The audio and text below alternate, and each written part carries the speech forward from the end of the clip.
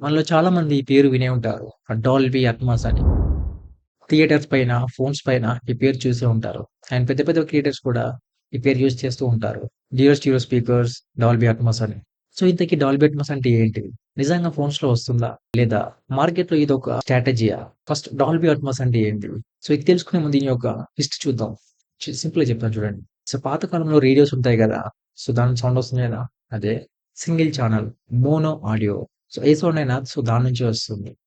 So, దాని నుంచి కాస్త అప్‌గ్రేడ్ అయ్యి వచ్చిందే స్టీరియో ఛానల్. అంటే 2 స్పీకర్స్. ఒకటొచ్చేసి లెఫ్ట్ సైడ్ ఉంటుంది. ఇంకోటొచ్చేసి రైట్ సైడ్ ఉంటుంది.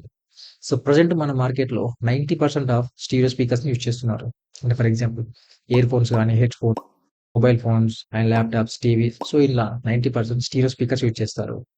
సో, ఆడియో అనేది స్ప్లిట్ అవుతూ ఉంటుంది. లెఫ్ట్ సైడ్ సంబంధించిన ఆడియో లెఫ్ట్ సైడ్‌లోకొస్తుంది. రైట్ సైడ్ సంబంధించిన ఆడియో అనేది రైట్ సైడ్ వస్తుంది. సో, దీని నుంచి ఇంకాస్త అప్‌గ్రేడ్ అయ్యి వచ్చిందే డాల్బీ డిజిటల్ 5.1.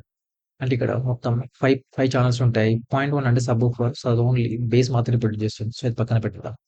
సో, ఈ 5 ఛానెల్స్ ఎలా ఉంటాయంటే,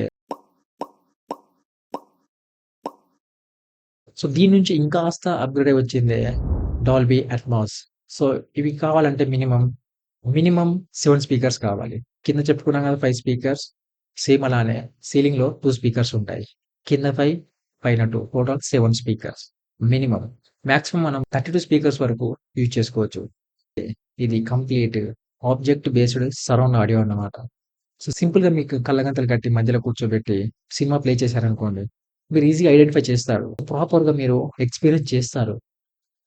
సో, అది డాల్బీ అట్మాస్. సో, ఇప్పుడు మెయిన్ క్వెషన్ ఏంటి అంటే ఫోన్‌లో డాల్బీ అట్మాస్ వస్తుందా? మనం తల కింద తపస్సు చేసినా గాని అస్సలు రాదు. ఇంపాసిబుల్. డాల్బీ అట్మాస్ కావాలంటే మినిమమ్ స్పీకర్స్ వచ్చేసి 7 స్పీకర్స్. కానీ మనకు ఫోన్స్‌లో ఓన్లీ 2 స్పీకర్స్. అవి కొన్ని ఫోన్‌లో మాత్రమే. మిగతా ఫోన్స్‌లో మాత్రం ఓన్లీ సింగిల్ స్పీకర్ ఉంటుంది. సో, ఇలా వస్తుంది మిషన్ ఇంపాసిబుల్.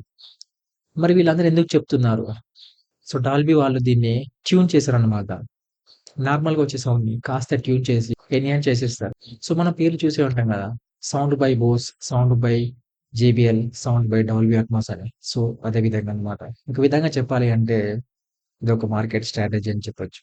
సో, ఇప్పుడు ఒక క్లియర్ ఐడియా వచ్చిందనుకుంటాను. అసలు డాల్బీ అట్మాస్ అంటే ఏంటి?